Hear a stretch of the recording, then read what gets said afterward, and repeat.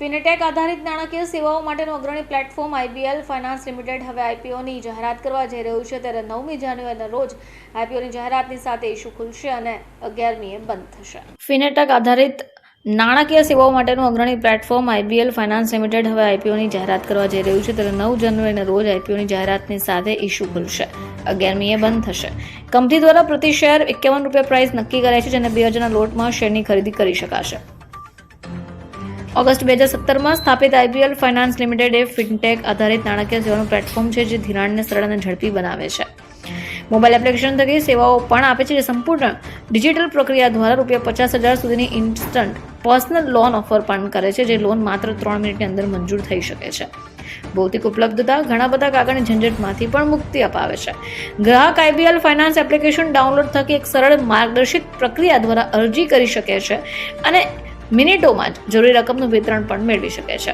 August 2023 સુધીમાં company Gujarat અને મહારાષ્ટ્રના મુખ્ય શહેરોમાં 7 જેટલી શાખાઓ છે અને કંપની શેર બજારમાં IPOની જાહેરાત સાથે ધમાકાદાર એન્ટ્રી કરવા માટે પણ તૈયાર છે. ઇસ્યુ 9મી જાન્યુઆરીના રોજ સબસ્ક્રિપ્શન માટે ખુલશે અને 11મી જાન્યુઆરી સુધી ખુલ્લું રહેશે.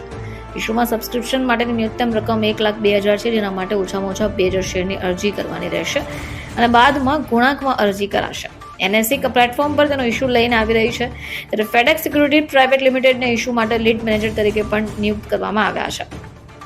હું Piyush Patel, founder director IBL finance. મારી સાથે છે મનીષ પટેલ, એ પણ ફાઉન્ડર ડાયરેક્ટર છે.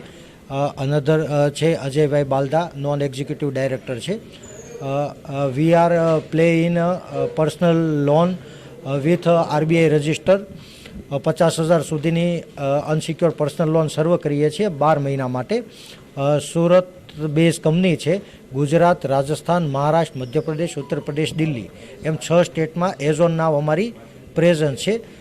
5 વર્ષની જર્ની પછી, સફળ ઓપરેશન પછી અને કસ્ટમરના સેટિસ્ફેક્શન પછી આવતીકાલે એટલે કે 9 તારીખે અમે એક પબ્લિક IPO RBI અને NSEની મંજૂરીથી આવતીકાલથી IPOની બુક ઓપન થવા જઈ રહી છે, જે 11 તારીખ સુધી બુક ઓપન રહેવાની છે અને 16 તારીખે સંભવિત ડેટ એવી આવેલી છે કે કદાચ 16 તારીખે લિસ્ટિંગની ડેટ ફાઇનલ થયેલી છે.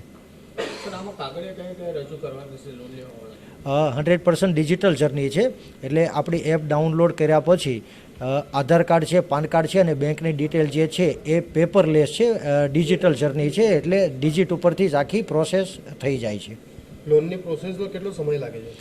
જનરલી લોનની પ્રોસેસમાં જો કસ્ટમરના હાથ પર આધાર કાર્ડ, પાન કાર્ડ અને બેંકની ડિટેલ હોય તો 4 થી 5 મિનિટની અંદર જ પ્રોસેસ કમ્પ્લીટ થઈ જતી હોય છે. બ્યુરો રિપોર્ટ, ચેનલ આઈ વિટનેસ, સુરત.